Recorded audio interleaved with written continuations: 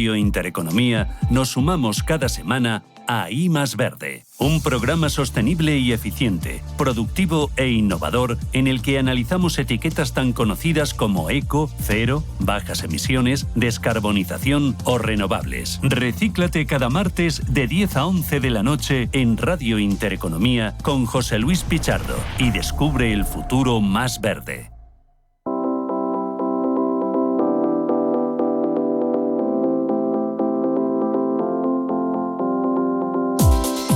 En Capital Intereconomía, Empresas con Identidad.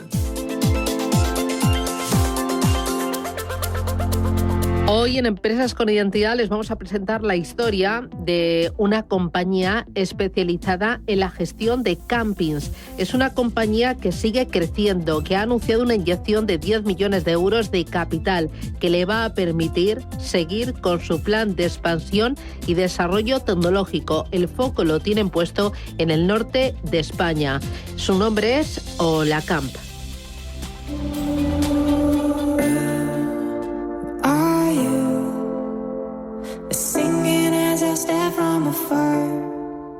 Esta inyección viene de la mano de Amavi Capital, inversora líder en empresas europeas que impulsan la innovación y transformación digital en la industria global de activos reales.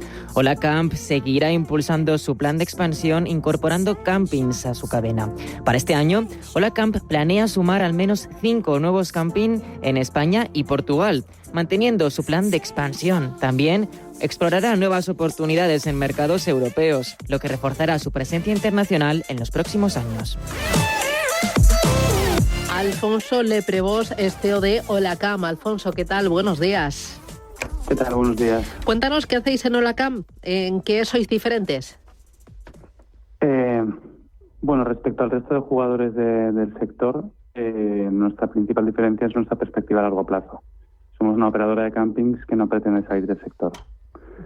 Mientras que el resto de operadores o fondos plantean invertir y desinvertir, con lo cual nuestros enfoques estratégicos pues están planteados para que duren. ¿Dónde están ubicados vuestros campings y cuántos son? Mira, estamos en 10 campings, 11 contando tour operación, y básicamente nos centramos en costa. Es verdad que este año hemos entrado en 2 destinos diferentes, que uno es el Camino de Santiago, en donde pues hay una tradición turística súper relevante, aunque no estés enfrente del mar. Y por otro lado hemos entrado en Les, en el Valle de Arán, que también queríamos conocer la temporalidad y el tipo de negocio cuando el camping es de montaña. No tenemos experiencia y queremos atrevernos también con ese perfil que además nos encanta. Un encaje cultural importante en la compañía. ¿Estáis muy en el norte de España? Tenemos oportunidades. Únicamente tenemos Santiago de Compostela en el norte de España. Pero nos gusta mucho. O sea, al final yo creo que el cambio climático está o lo que sea, pero está evolucionando hacia que las temperaturas estén cambiando y sea en tiempos más cálidos, en temporadas más largas en el norte. Y eso, se está viendo en el precio de la vivienda, ¿no? Y en el sector turístico, pues empieza a haber oportunidades en el norte también, sí. ¿Cómo son esos campings? La verdad es que, mire, en la costa mediterránea, al final es una costa conveniente, ¿no? Al final siempre se han dado las características para que el turismo sea fácil de obtener. Mientras en el norte, al final, hay que atraer con instalaciones o cabañas, es decir, cabañas con chimenea, con jacuzzi, entornos naturales muchísimo más salvajes, más atractivos. Entonces yo diría que son más naturales los campings del norte, y el enfoque mucho es en elementos que te acerquen a la naturaleza y a la desconexión. ¿Y esos campings cuántos alojamientos tienen cada uno? ¿Cuál es el más grande? ¿Cuál es el más pequeño? ¿Los del norte? Sí, de todos los que tenéis. Mire, de todos que tenemos un camping en Algarve que tiene unas 1.200 parcelas y tiene unos 250 alojamientos. Tenemos otro en Gavà que también tiene cerca de 200 alojamientos. Bueno, esos son los más grandes, digamos. Y luego los del norte, es un camping que es pequeño por ahora, pero tiene una licencia aprobada para poder hacer en el terreno que linda al camping, ampliar el camping. Y ahí podremos tener unos 100 alojamientos aproximadamente. Uh-huh. ¿Y el perfil de vuestro usuario? Sí. A ver, nosotros, el sector del camping es un sector dirigido a familias, principalmente, que son las que llegan en la temporada alta. Y luego, en temporada media, tenemos a jubilados y parejas, ¿no? Y también, bueno, grupos, despedidas, lo típico también del sector, ¿no? Y por otro lado, justo en el del Camino de Santiago, nuestros perfiles es justo el que quizá es más heterogéneo respecto a nuestro promedio, porque tenemos muchísimos visitantes australianos, surcoreanos. Al final el Camino de Santiago se ha puesto de moda en países mundiales, en todo el mundo, y están viniendo a nuestro camping. Uh-huh. Claro, porque del conjunto de la tarta, ¿cuántos son nacionales y cuántos son internacionales? Pues diría que al menos un 60% son internacionales. Sí. Sí. ¿Y procedentes especialmente de dónde? Pues depende del año, pero la verdad es que tenemos mucha gente australiana, americana, surcoreana. Al final es un producto que es de lujo. O sea, dentro del Camino de Santiago no hay muchas plazas en donde puedas dormir en una cama. Nosotros cuidamos mucho los detalles, ¿no? En una cama muy muy cómoda, que las cenas se hacen en un restaurante muy especial. Al final estamos cuidando mucho y el precio también es acorde a eso, ¿no? Pero somos, digamos, el producto de lujo dentro del camino. Yo creo que la gente internacional tiene un perfil socioeconómico más elevado que el nacional, de promedio, uh-huh. Y eso hace que la gente que venga a hacer el Camino de Santiago pues se pueda gastar más dinero, ¿no? Entonces, ese es un poco el perfil. Ahora el objetivo es seguir creciendo y crecer en el norte de España. ¿Y cuáles son vuestros planes más inmediatos?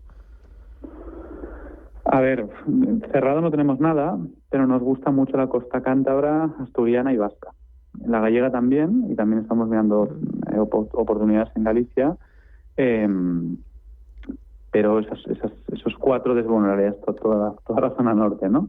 Pero diría que Asturias nos gusta mucho, Cantabria, País Vasco. En el País Vasco el problema es que hay muy pocos campings, hay algo más de 20 campings, mientras que en Galicia hay 140, ¿no? Y a veces son muy pequeños. Nosotros tenemos un mínimo de parcelas para que sea rentable desde una perspectiva económica, y en Galicia la mayoría de los campings suelen ser muy pequeños. Ya. Uh-huh. El año pasado, ¿cómo os fue? ¿Estáis notando este boom del turismo, que España está siendo ahora más atractiva que nunca? Sí, o sea, a ver, yo tengo la teoría de que España es un país magnífico, y al final el mundo se está empezando a dar cuenta ahora, ¿no? O sea, Italia era conocido, han sabido venderse muy bien, los franceses también, y le toca el turno a España. Entonces yo creo que al final lo que está sucediendo es lo que naturalmente tenía que suceder. La gente está conociendo nuestra cultura, nuestra gastronomía, el enfoque multicultural que tenemos dentro del país, y eso está trayendo muchísimo y nos lo estamos notando. O sea, al final tenemos un viento de cola en el turismo que hay que aprovechar, hay que saber trabajar.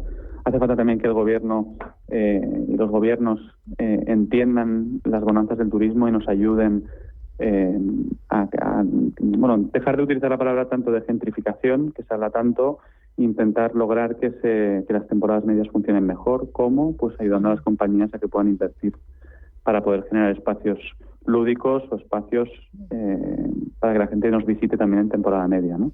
Uh-huh. Claro, porque ahora se concentra casi todo en verano, de mayo a octubre. ¿Es vuestro momento más dulce? O sea, diría que sí, de mayo a octubre sí. O sea, y pensaba que es decir de julio a agosto mucho, y cada vez más. O sea, yo creo que a nadie realmente le encanta viajar en julio y en agosto. Racionalmente, si uno pudiese escoger, seguramente escogería viajar en septiembre, quizá en octubre, en mayo, en junio. Además son las vacaciones escolares, ¿no? Con lo cual, de momento, está todo muy estacionalizado en julio y en agosto. Yo creo que poco a poco lo que estamos logrando es que las parejas, por ejemplo, ya no viajan en julio y en agosto, viajan en septiembre o en junio. Con lo cual, poco a poco, esa temporada media se está haciendo cada vez más grande y la temporada alta, pues bueno, ahí se mantiene, ¿no? Siempre alta. Vale. Y luego, ¿qué es lo que aporta el camping frente a otro tipo de alojamientos? Frente a un apartamento, frente a un hotel. ¿Está ahora de moda el camping? Sí, o sea, yo creo que lo principal, desde un punto de vista un poco abstracto, es que nosotros conectamos personas con naturaleza. Uh-huh. Los hostels conectan personas con personas, ¿no? Los hoteles, al final, son convenientes en la mayoría de casos, ¿no? La gente va a un hotel porque resulta conveniente Y dentro de esa conveniencia, nosotros nos adaptamos mucho mejor a las familias. Al final nosotros damos el producto que damos de valor de lo que nos diferenciamos realmente de un hotel o un apartamento turístico, es que tenemos servicios de animación siempre para los niños. Se toma que al final una pareja viene con su hijo y quiere poder estar de 10 de la mañana a 7 de la tarde en la piscina en pareja, puede hacerlo porque su hijo va a estar en animación dentro del camping. O sea, una parte muy, muy relevante es que invertimos mucho en animación. Es un porcentaje relevante de los costes. Vale. ¿Cuánto ganasteis el año pasado? ¿Cuánto facturasteis? ¿Cuánto neto tenéis por persona o por alojamiento? ¿Eso cómo lo medís? A ver, el tema está en que el camping tiene un producto muy heterogéneo, porque al final tenemos muchas tipologías de alojamiento, ¿no? Tenemos desde glamping sin servicios, glamping con servicios, bungalows, tiny homes, parcelas. Entonces, al final cambia muchísimo. Esta es otra de las grandezas de nuestro sector, que mezclamos diferentes tipos de clientela y al final, como tienes un espacio normalmente grande en superficie, pues puedes dividir a los diferentes perfiles de clientes por zonas, ¿no? Entonces, la media seguramente no sea representativa del total, pero te diría que un bungalow al final suele ser un producto que es más barato que una habitación de hotel porque pueden dormir 4 personas. Con lo cual, al final, sale a cuenta respecto a un producto comparable, ¿no? Entonces, y respecto a un apartamento turístico, normalmente el camping, un bungalow de camping, es entre un 10 y un 20% más caro. ¿Por qué? Por todo aquello que te estoy diciendo que aporta valor, ¿no? Pues la animación, la piscina, los servicios que aporta, básicamente. Uh-huh. Ahora habéis realizado una ampliación de capital, ¿no? Habéis anunciado una inyección de 10 millones de euros de capital, ¿no? ¿Ha sido ampliación de capital? Correcto. ¿Ampliación? Sí, es correcto. Vale. Sí, ampliación de capital. ¿A qué va a ir destinado ese dinero? Principalmente a crecer. O sea, hay una parte que nosotros ya generamos, que reinvertimos. O sea, al final nosotros nuestra filosofía es de reinversión 100%. No hay ningún tipo de reparto. Con lo cual, al final el dinero no tiene nombre y apellidos, ¿no? O sea, entra dentro de un saco y se destina de la mejor manera posible. Pero idealmente es a explorar más oportunidades, a poder entrar en más destinos haciendo lo que hacemos. Y luego reinvertir en ellos. ¿Incluso mirar fuera de España, Alfonso? Mira, yo es que soy un amante de nuestro país y de Portugal, entonces y me cuesta mucho salir siempre y cuando no hay una gran razón para salir. Yeah. O sea, al final, ¿por qué salir si esto es maravilloso? Y ya saldremos. O sea, que cuando estemos preparados, estamos en Portugal, por ejemplo. Portugal culturalmente es un fit. O sea, nos parecemos mucho, hablamos el portuñol con ellos y funciona. Es verdad que, por ejemplo, Francia, que es un país vecino, es un país muy competitivo. Hay 8.000 campings, mientras que en España hay 1.200. Pues ahí la gente, hay muchísimo profesional, es mucho más difícil, la competencia es mucho más agresiva. Otro país que nos gusta mucho es Italia. Entonces, al final, siempre que tenga encaje lo haremos, pero diría que yo prefiero seguir haciendo lo que sabemos hacer aquí. ¿Cómo os veis? Bueno, 2-3 cositas. Uno, ¿cómo os veis dentro de 2-3 años? ¿Con cuántos campings y dónde? A ver, el dónde, la verdad es que yo me sorprendo, O sea, nosotros somos una empresa que va haciendo pruebas. O sea, al final yo no me quiero quedar con el turismo de sol y playa, porque además es el menos aspiracional potencialmente, ¿no? Yo creo que donde hay más trabajo y donde hay más valor contenido es en producto de montaña, en producto donde no es tan evidente, ¿no? Entonces, ¿dónde me veo? Hombre, seguro que en la costa o cerca de la costa, o cerca de un lago. O sea, el agua creo que es relevante aquí, porque ya, como te digo, nuestro perfil es muy familiar y eso suele ser relevante en verano, tener una buena piscina o algo cerca. Entonces te diría el norte de España y la costa mediterránea. Ese es Cataluña nos gusta mucho también, pero es verdad que hay muchos profesionales que hacen ya muy bien su trabajo y es difícil. O sea, al final nosotros entramos en sitios para intentar mejorar cosas. Entonces, a veces, cuando el camping ya es muy, muy bueno y lo hace todo muy bien, pues es más difícil para nosotros sacar valor, ¿no? Entonces, Costa Valenciana, la andaluza también. ¿Equipo? ¿Quiénes formáis el equipo? A ver, somos unas 50 personas en equipos centrales y tenemos departamentos. O sea, al final lo que hemos hecho es tener una plataforma integrada que da servicios propiamente hoteleros, desde call center, revenue management, calidad, comunicación. Y en ese equipo somos 50. y luego en los campings los equipos operacionales debe dar unos 400 y pico. Y luego entiendo que para vosotros la tecnología es clave, ¿no? Que es lo que os está permitiendo tener una experiencia de cliente mucho más atinada.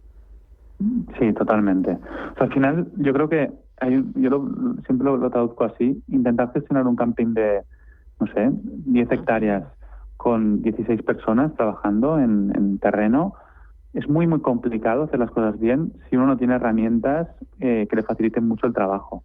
O sea, al final la digitalización, yo he obsesionado con este concepto. Para poder dar una experiencia homogénea es súper relevante que sea digital, ¿no? Por ejemplo, un cliente.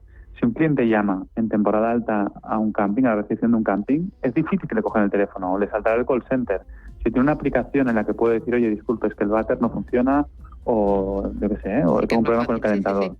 Sí, con lo cual al final creo que estos son los elementos que hay que activar para que la experiencia sea más homogénea y la gente disfrute de nuestros campings. Pues desde Holacam, Alfonso Leprevost, CEO de la compañía, muchísimas gracias por atendernos. Enhorabuena por el crecimiento y grandes éxitos. Gracias. Un abrazo, un placer, gracias. Adiós.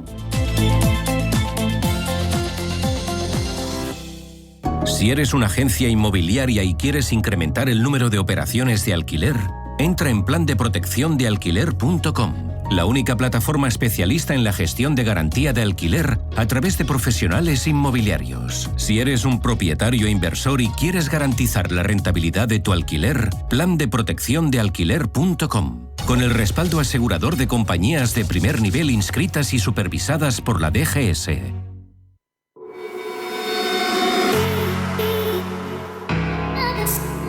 Intereconomía. Esto es Capital Intereconomía. Son las 11:22 de la mañana. Uno de los focos en estas últimas horas está en el sector de la tecnología, en microprocesadores, en ordenadores o en teléfonos móviles. ¿Por qué? Porque el gobierno de Estados Unidos anunciaba el pasado viernes una serie de exenciones arancelarias para este tipo de productos. Dice que esas exenciones entrarían en vigor ya. Están publicadas en un boletín de la Oficina de Aduanas y Protección Fronteriza del país y representan una limitación de los gravámenes al excluir estos productos de dos tipos de aranceles. Uno, el arancel del 125% aplicado a China y dos, el arancel base del 10% para casi todos los demás países. Así lo anunciaba Howard Lutnick, el secretario del Comercio de Estados Unidos. Recuerde que estos productos van a ser parte de los aranceles sectoriales de semiconductores que se avecinan. Esta semana habrá un registro en el Registro Federal, habrá un aviso publicado que es de diferentes tipos, así que vamos a hacer eso. Lo hicimos en los automóviles. El presidente lo va a hacer para los productos farmacéuticos y lo va a hacer para los semiconductores. Así que todos esos productos van a entrar dentro de los semiconductores y van a tener un tipo de arancel de enfoque especial para asegurarse de que esos productos se tranquilizan. Ojo, porque hablamos de exenciones publicadas en el boletín de la Oficina de Aduanas y Protección Fronteriza del país, pero Donald Trump aseguraba que no se había aplicado ninguna pausa arancelaria a estos productos electrónicos procedentes de China. El caos es enorme, la volatilidad, la falta de certeza, la visibilidad nula.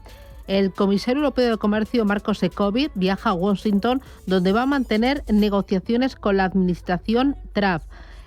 Olaf Gill, portavoz de comercio de la Comisión Europea, declaraba el viernes que viaja con buena fe para intentar llegar a acuerdos. No voy a entrar en los detalles de lo que pueden suponer esas conversaciones más allá de lo que hemos dicho desde aquí muchas veces, que es que la Unión Europea está dispuesta a encontrar resultados beneficiosos para ambas partes, acuerdos mutuamente beneficiosos con nuestros homólogos estadounidenses, para evitar aranceles y para evitar cualquier escalada perjudicial que perjudique a ambos lados del Atlántico y a la economía mundial.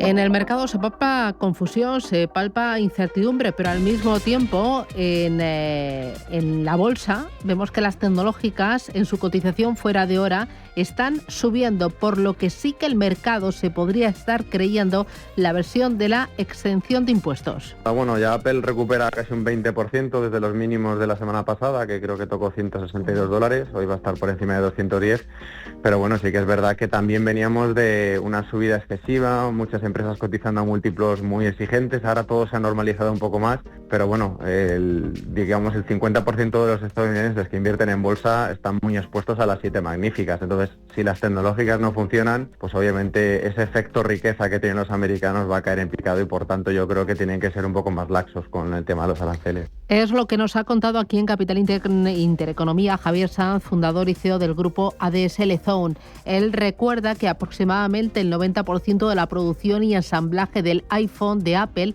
se realiza en China. Además, cuenta que en China se fabrican el 80% de los iPads y más de la mitad de los ordenadores Macs producidos. Javier Sanz. Todo se hace en China. Hay una ciudad que se llama Shenzhen, que es donde prácticamente se hacen todos los dispositivos tecnológicos de cualquier marca del mundo. Y bueno, pues básicamente lo que quiere Trump con el tema de los aranceles es ese déficit comercial, intentar traer a Estados Unidos algunas factorías, pero claro, estamos hablando de que los márgenes de las compañías precisamente se aprovechan de la fabricación allí, porque todos los ensambladores que están en China, pues evidentemente en Estados Unidos tendrían un salario 5 veces superior y los márgenes serían otros.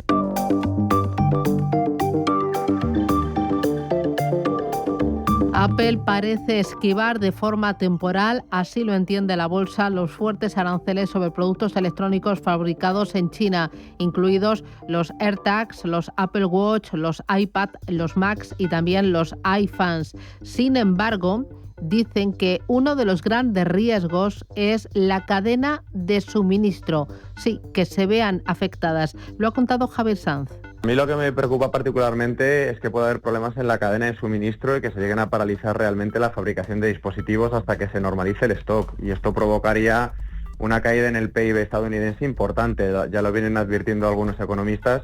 Y bueno, es verdad que ahora que empieza la temporada de resultados empresariales, me parece muy difícil que puedan dar un guidance, una expectativa, sin tener la certeza de qué va a suceder con los aranceles, porque al final tenemos esta pausa de 90 días, pero luego no sabemos dentro de 3 meses si vuelven o no.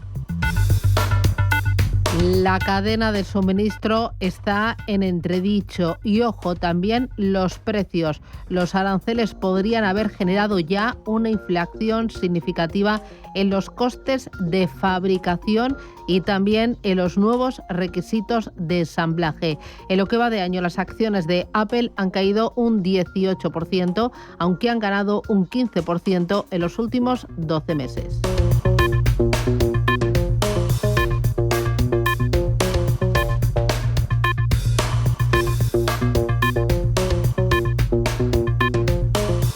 Intereconomía. Esto es Capital Intereconomía. La aventura llega a la gran pantalla de Cine Yelmo. Una película de Minecraft trae acción y emoción en cada bloque. No te la pierdas, ya disponible en Cine Yelmo. Compra ya tus entradas y vive la experiencia en pantalla grande. Una película de Minecraft disponible en todos nuestros formatos. Salas Premium, Macro XE, salas Dolby Atmos, sala Junior, salas 4D y también en versión original. Solo en Cine Yelmo una película de Minecraft, ya en nuestras salas. ¿Te la vas a perder? El presidente de Grupo Fuertes, Tomás Fuertes, se posiciona como uno de los empresarios mejor valorados del país al situarse entre los 100 mejores CEOs de España en el ranking elaborado por la revista Forbes. Fuertes ha conseguido que el holding Grupo Fuertes se encuentre en posiciones de liderazgo a escala europea, consolidándose como uno de los grupos empresariales más importantes de España, con capital 100% español. Agrupa más de 20 empresas diferentes, cuya actividad se centra principalmente en el sector agroalimentario. Entre ellas está el Pozo Alimentación, que es líder en su mercado. El grupo empresarial contribuye a la mejora económica del país, generando alrededor de 9.000 empleados directos y 50.000 indirectos. Su volumen de negocio además supera los 2.500 millones de euros y el pasado ejercicio invirtió 95 millones de euros para fortalecer la innovación y la sostenibilidad, factores clave para lograr la competitividad.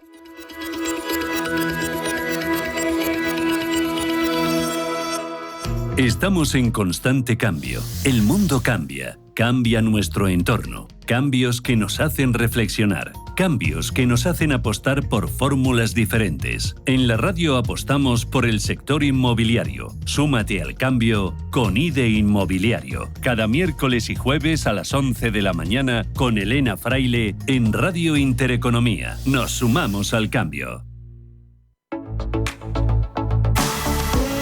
Descubre, analiza, impulsa.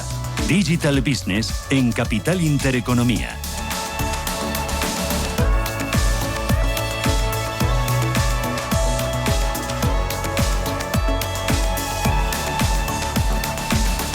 Estudió filología, se doctoró en Harvard, pasó por ESADE, por la London School of Economics.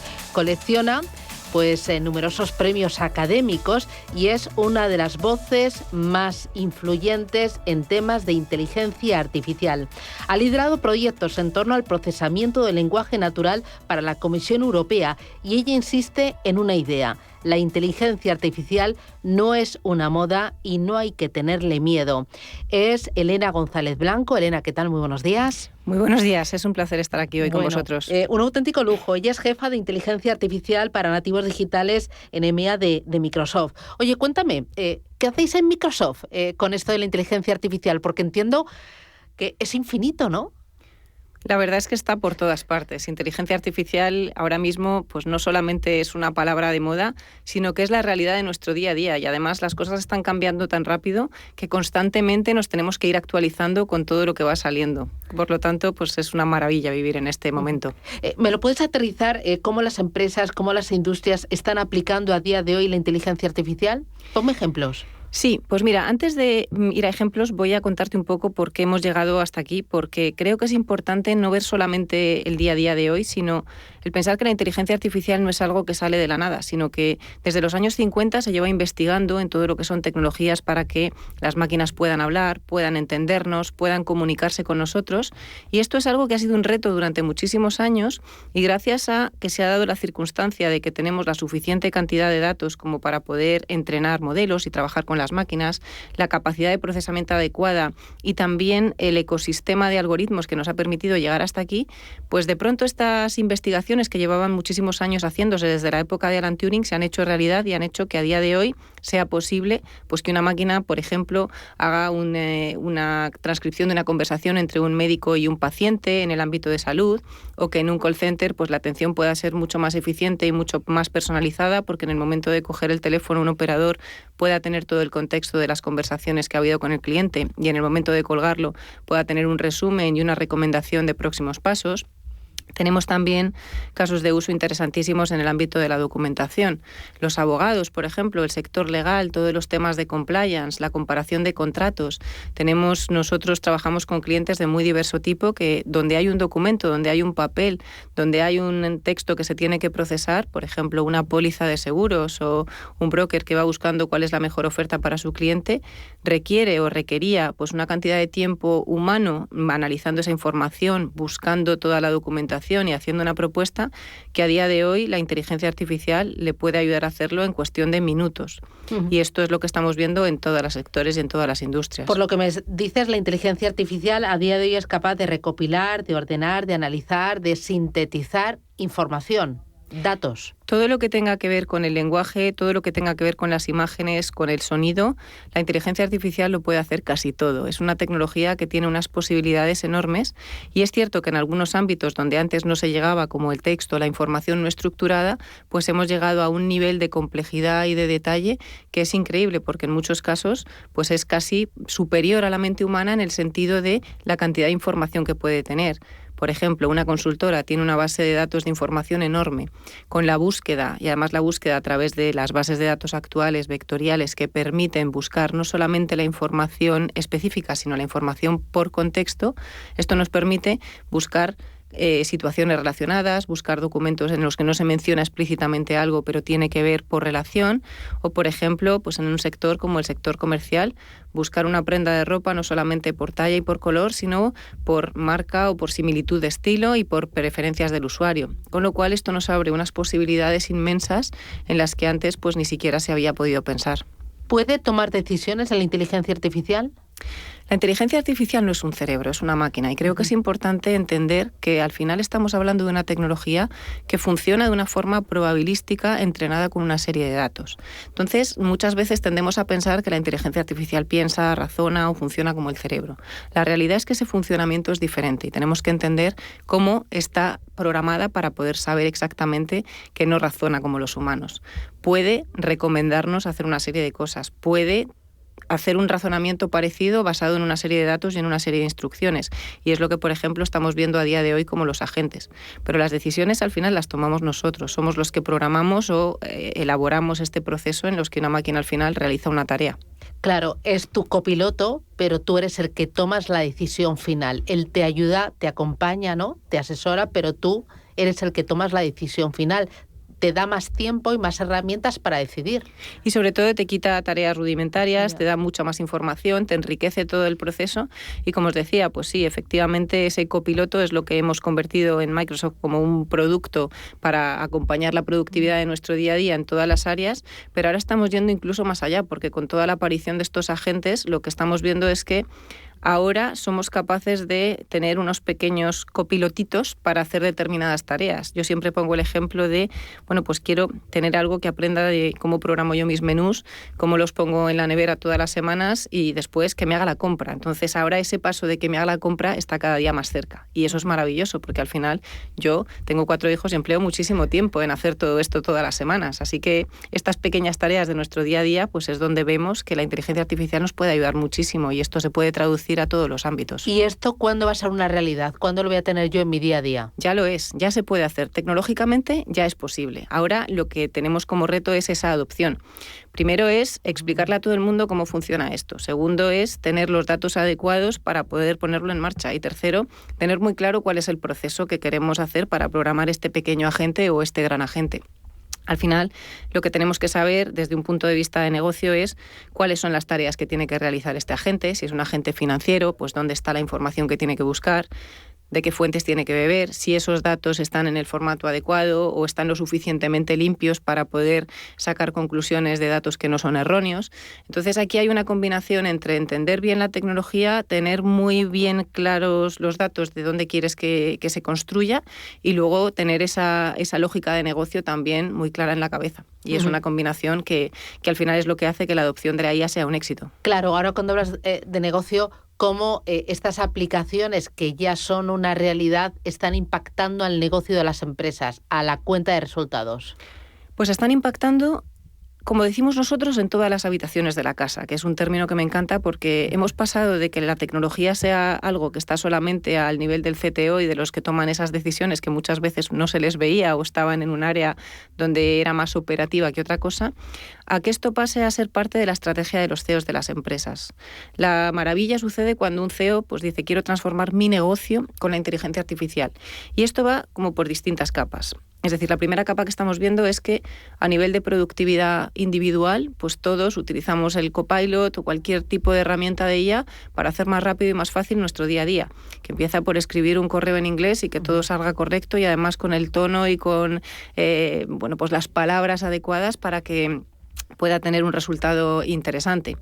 Después pasamos a cómo puedo ser más eficiente buscando información. ¿Dónde está este correo que no encontraba y que además lo mandaron hace 2 meses y no me acuerdo exactamente el asunto? Todo este tipo de tareas se simplifican y se automatizan de una manera que ya no podríamos vivir sin ello.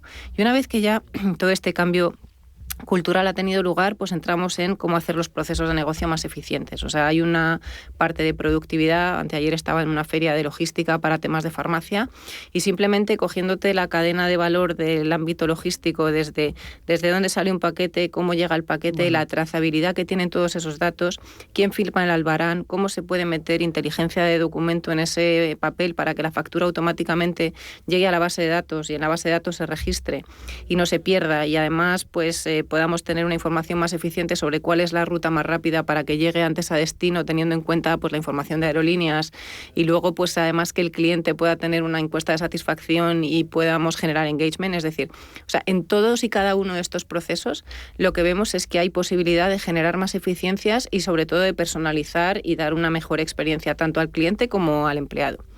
Y por último están pues cómo esto llega a transformar ya los propios modelos de negocio en sí.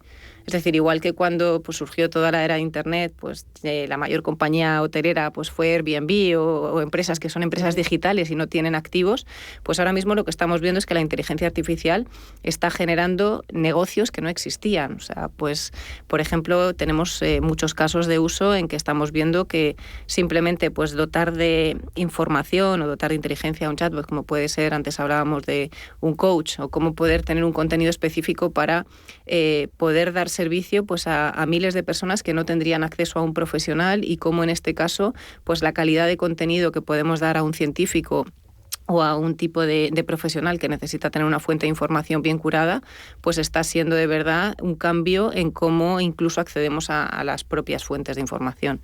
Entonces, esta generación de nuevos modelos creo que también va a dar lugar a un montón de oportunidades de negocio en el que saldrán nuevas empresas y también las propias empresas modificarán ese negocio. Ahí en Microsoft estáis muy enfocados en apoyar a ese tipo de compañías, a esas startups que están viendo cómo la inteligencia artificial está creando ya nuevas oportunidades de negocio.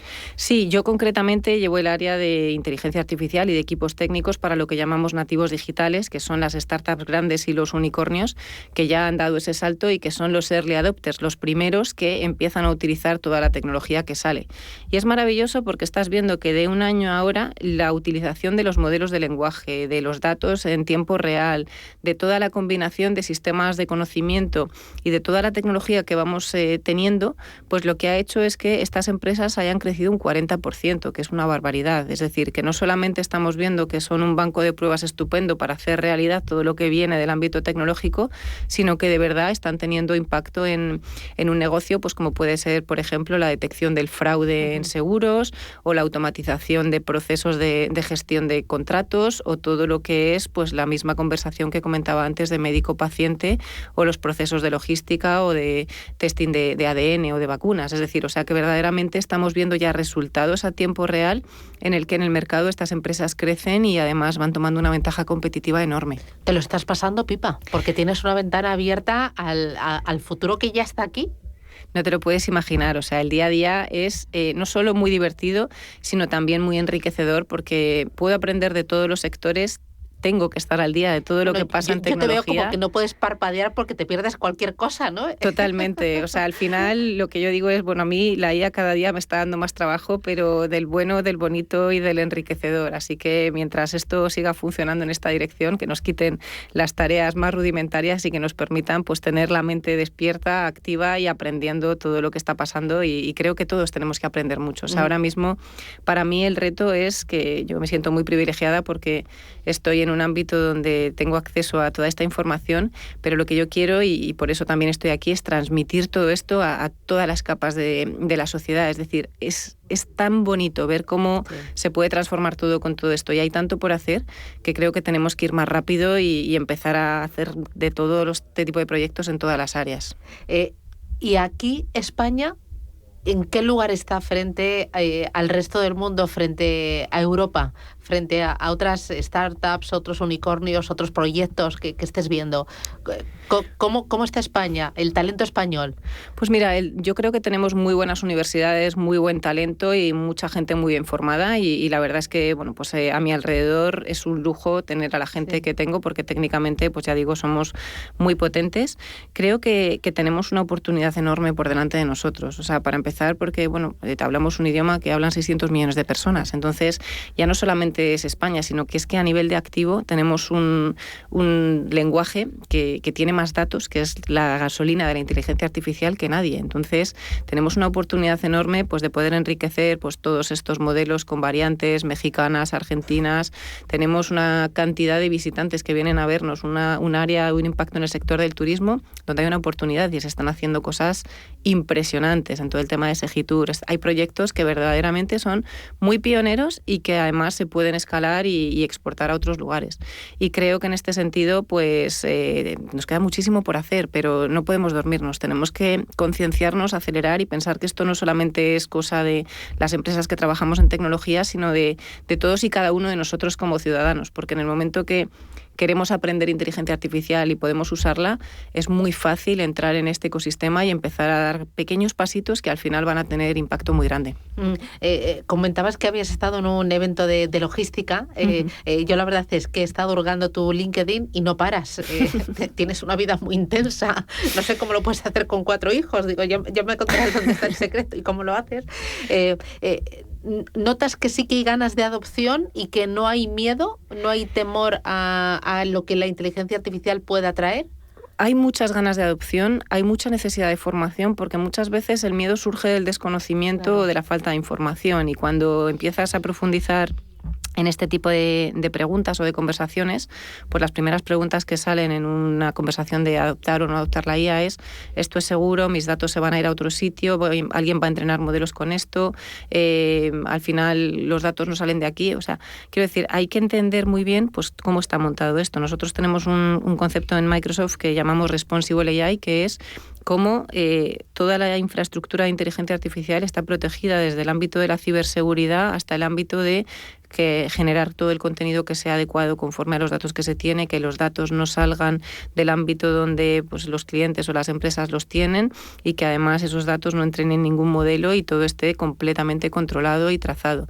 Y esto es algo que a día de hoy es una realidad, es decir, técnicamente está todo bajo control, y es importante también pues que la gente entienda cómo esto está montado, porque muchas veces pues los escándalos que se oyen o esos miedos son por imprudencias del usuario en muchos casos. Así que yo creo que estamos ya muy avanzados en ese sentido. Y hay hambre por aprender en todas las capas, ¿no? Dentro de la empresa y también dentro de la sociedad. Dentro de la empresa, o sea, ya me decías que no es solo cosa de los directivos o del CTO, sino todo el mundo nuestra tiene cultura apetito por aprender. le dicen learn it all, o sea, aprende todo, y además aprende en el día a día, y es una de las cosas que a mí más me gusta, porque verdaderamente creo que sin tener esa mentalidad de aprendizaje, pues no podríamos estar en un entorno que está cambiando muy rápido, ¿no? Este viernes hicimos el aniversario de los 50 años, y cuando tú veías hace 50 años, que no hace tanto tiempo, esos ordenadores grandes, y el objetivo era tener un PC en cada una de las casas, y ahora es dar poder a cada persona. ¿Tú te acuerdas que se cuestionaba cómo es que vamos a tener un ordenador en cada casa? No es necesario, es absurdo, y ahora tenemos 1 o 2 cada uno de nosotros. Bueno, y cuando surgió Internet también todos esos miedos que había. Por lo tanto, creo que sí, o sea, que estamos en un momento privilegiado, que tenemos que de verdad transmitir a la sociedad que todo el mundo tiene que aprender de esto, o sea, que no es algo que sea solamente una cosa para unos pocos, sino que de verdad, lo estamos viendo en los chavales, están todos utilizando inteligencia artificial para hacer sus deberes, pero es que a todos los niveles, pues esto es una herramienta fantástica, incluso pues para temas de accesibilidad, personas mayores, inclusión, es decir, hay una cantidad de ámbitos donde muchas veces la tecnología era un poco limitante y ahora de pronto se ha vuelto algo que da accesibilidad a todo el mundo, que realmente nos abre muchísimas oportunidades. Háblame de 2 o 3 soluciones concretas en las que estéis trabajando ahora en Microsoft con inteligencia artificial. Pues mira, como te decía antes, por ejemplo, en el ámbito de seguros, estamos trabajando pues, con varias empresas en temas de buscar información en todas las pólizas para hacer que todo lo que es la información tanto a los clientes como a las aseguradoras sea más transparente. Es decir, cuando necesitamos pues saber qué tipo de coberturas hay o cómo estas coberturas pues pueden o no cubrir un siniestro que ha tenido una persona. Todo este tipo de procesos que antes eran buscar la información, leerla, entenderla, preguntar a un experto, porque muchas veces pues el usuario con este lenguaje no entendía bien las cosas, pues ahora son muchísimo más fáciles de explicar en lenguaje natural. Fíjate, estaba el otro día en un evento también con una aseguradora, hablaban de cómo estaban aplicando la inteligencia artificial a los seguros de viajes cuando viajabas al extranjero y tenías cualquier percance, y decía, madre mía, es que nos ayuda tanto a saber dónde está la persona, dónde está el hospital cercano, cuánto tiempo ha estado, ayuda a la prevención de riesgos, ayuda a que la persona que está atendiendo cuando te pasa algo y fuera de tu país, estás solo, necesitas que alguien te escuche, te atienda, te acompañe, y mientras que la inteligencia artificial permitía pues recopilar todos los datos, toda la información de la póliza, de los hospitales, de las opciones, y claro, a mí me alucinaba. Decía, claro, sí, no solo la inteligencia artificial, porque al final es una suma de cosas, ¿no? ¿Sí? Es decir, el hecho de que todo el mundo pues tenga un teléfono móvil, que los datos pues puedan ser recopilados a tiempo real y procesados pues con una serie de plataformas que nos ayuden a que esta información pueda llegar a la compañía aseguradora, que esto esté conectado con el hospital y además pues se pueda mandar el historial de la persona o que haya algún tipo de problema en el medio. Es decir, verdaderamente al final lo que estamos viendo es que la experiencia de usuario final es muchísimo más personalizada y muchísimo más reconfortante. También el usuario se vuelve más exigente, sobre todo con las nuevas generaciones, ¿no? Ahora ya cada vez tenemos menos paciencia y queremos que las cosas sean perfectas, pero efectivamente vamos hacia esa tendencia. Elena, ¿cómo os veis? 50 años me parece mucho porque en 3 años, que ya también yo te diría mucho. 3 meses, verdaderamente si piensas del año pasado. Tú sabes lo que vas a hacer la semana que viene, por lo menos. Sí, la semana que viene irme de vacaciones, pero aparte de eso, creo que dentro de 2 igual pues salen cosas nuevas y nos vuelven a poner en esa situación de apréndetelo todo. Pero creo que la tendencia de la IA va a ser, y no solamente de la IA, de la tecnología en general, va a ser a crecer, a seguir creciendo. Creo que ahora mismo el gran reto está en la adopción, es decir, sabemos que la tecnología funciona, hemos probado determinadas cosas, pero ahora nos falta trasladarlo a toda la sociedad. Creo que todavía nos queda muchísimo por hacer para que llegue a todas las organizaciones, a todas las casas, a todas las familias, a todas las empresas y que la IA sea algo que sea normal, que sea un commodity. Oye, ¿y la regulación aquí en Europa va por el camino correcto de apoyar y permitir ese desarrollo y esa adopción, o tú crees que tanta regulación puede caparla? Bueno, pues es una pregunta... No sé si el corazón lo tienes más hacia Europa o más hacia Estados Unidos. Yo el corazón lo tengo hacia la tecnología. Es decir, creo que al final estamos en un momento en que la inteligencia artificial ha demostrado que las cosas que está haciendo bien funcionan y que lo que tenemos que hacer en este punto es utilizarla bien, ir a la dirección adecuada y efectivamente, bueno, pues mientras haya un control y una forma de entenderla y sobre todo un conocimiento y una formación que sea el adecuado, pues las cosas van a salir bien. Entonces creo que en este sentido a mí me preocupa mucho más la formación y el cómo en mi ámbito y donde yo trabajo y en el tipo de industrias, de clientes y de entorno en el que yo me muevo, que esto se haga bien y que se haga con el conocimiento, con las normas y con todos los datos de la forma adecuada, porque al final eso es lo más importante. Hablar en abstracto de temas como este es prácticamente imposible, porque al final, como dicen, the devil is in the details, ¿no? Esto es tan complejo y cubre tantas tecnologías que no es solamente la inteligencia artificial, sino que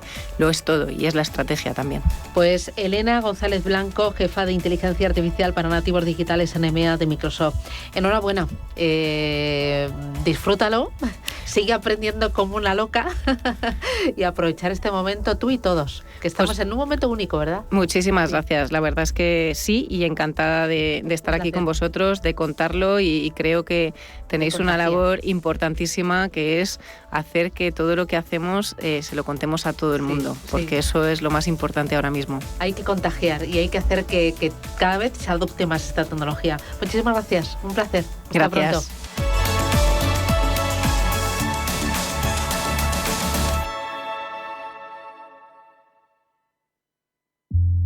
Informe Galindo es un programa dedicado a la investigación, la lucha contra el ciberfraude y la mala praxis empresarial. Informe Galindo. Recuerda este nombre porque va a dar mucho que hablar. Cada lunes de 10 a 11 de la noche en Radio Intereconomía con Juan Carlos Galindo.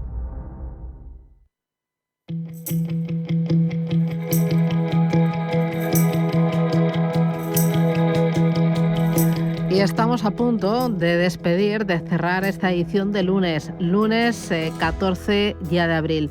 Un lunes que nos ha dejado una triste noticia. Hoy despertábamos con el fallecimiento de Mario Vargas Llosa. Nos ha dejado en Lima a los 89 años de edad. Las ficciones de la literatura han multiplicado las experiencias humanas, impidiendo que hombres y mujeres sucumbamos al letargo, al ensimismamiento, a la resignación. Nada ha sembrado tanto la inquietud, removido tanto la imaginación y los deseos, como esa vida de mentiras que añadimos a la que tenemos gracias a la literatura para protagonizar las grandes aventuras, las grandes pasiones que la vida verdadera nunca nos dará. Nobel de Literatura en 2010, que nos dejaba la literatura española. La ciudad y los perros, La Casa Verde, La fiesta del chivo, Conversación en la catedral. más de 60 años dedicados a escribir novela. Peruano, pero con una muy estrecha relación con España. Acabó teniendo la doble nacionalidad y dio muestras de cariño y compromiso con nuestro país, algo que ha recordado hoy el director del Instituto Cervantes. Es uno de los grandes autores, un autor que ha hecho novelas fundamentales, pues desde que publicó en los años 60 La ciudad y los perros, Conversaciones en la catedral, hasta la última novela que publicó hace un par de años, Le dedico mi silencio. Él empezó ya a retirarse y lo recuerdo porque es otra de sus virtudes, la absoluta conciencia de sí mismo, de su labor, de su trabajo. Dejó su impronta y dejó también su literatura. Le dedico mi silencio, fue su última novela. Con nuestro recuerdo, señores, nos vamos. Nos reencontramos mañana a partir de las 7 en Capital Intereconomía. Gracias, que disfruten del tiempo, que disfruten del día y nos vemos mañana. Un placer tenerles ahí al otro lado. Adiós, chao, chao.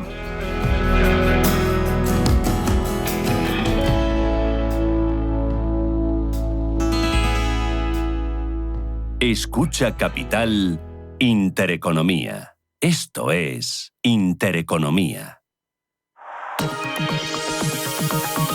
La dirección de Radio Intereconomía no se responsabiliza ni comparte necesariamente las opiniones y consejos de sus colaboradores o las realizadas por terceros ajenos a este programa.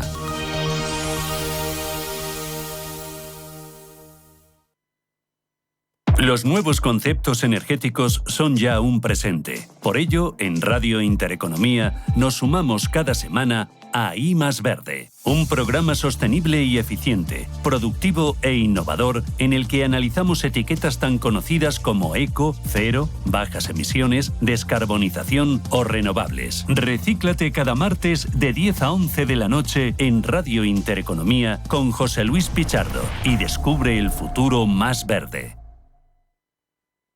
Los viernes a las 10 de la noche tienes una cita con otro gato, El Gato Gourmet. Andrés Sánchez Magro presenta una guía semanal gastronómica, enológica, de restaurantes, literaria, musical, con todos aquellos ingredientes necesarios para cocinar la buena vida. El Gato Gourmet, los viernes a las 10 de la noche aquí, en Radio Intereconomía.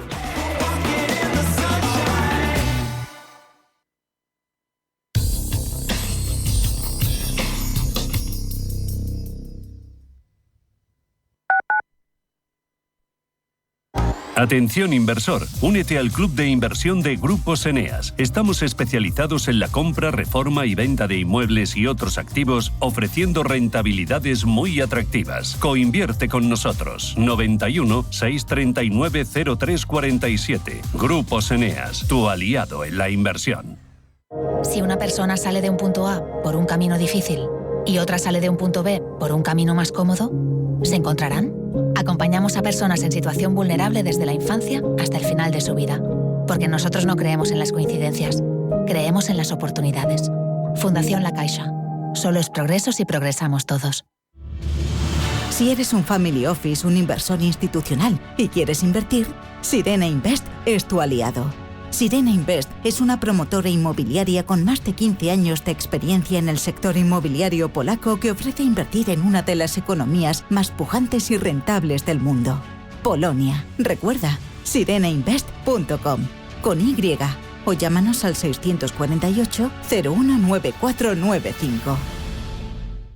Hola Raúl, ¿qué tal el cole? Hoy nos han enseñado un vídeo de osos panda. ¡Son lo máximo! Pues se me ocurre una idea. En Zoo Aquarium de Madrid tienen una pareja de pandas. ¿Vamos a conocerlos? ¿En serio? Sí, por favor. Ven al Zoo de Madrid y conoce a nuestra increíble pareja de pandas. Una experiencia única en familia. ¡Te esperamos! Los nuevos conceptos energéticos son ya un presente. Por ello, en Radio Intereconomía nos sumamos cada semana a I+Verde, un programa sostenible y eficiente, productivo e innovador en el que analizamos etiquetas tan conocidas como eco, cero, bajas emisiones, descarbonización o renovables. Recíclate cada martes de 10 a 11 de la noche en Radio Intereconomía con José Luis Pichardo y descubre el futuro más verde.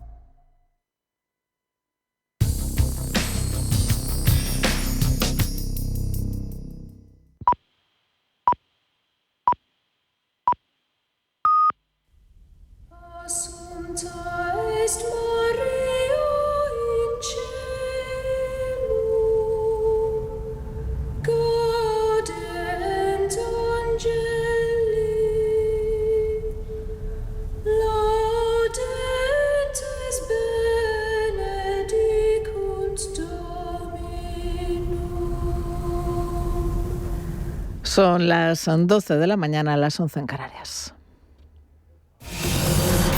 Radio Intereconomía. Boletín informativo. Buenos días. El ministro de Economía, Carlos Cuerpo, viajará mañana a Washington para reunirse con el secretario del Tesoro, Scott Bessent, para abordar la guerra comercial y la incertidumbre por las decisiones del presidente Trump sobre los aranceles. En el marco de las relaciones bilaterales entre Estados Unidos y España, empezamos hoy, vamos hoy de viaje para tener relaciones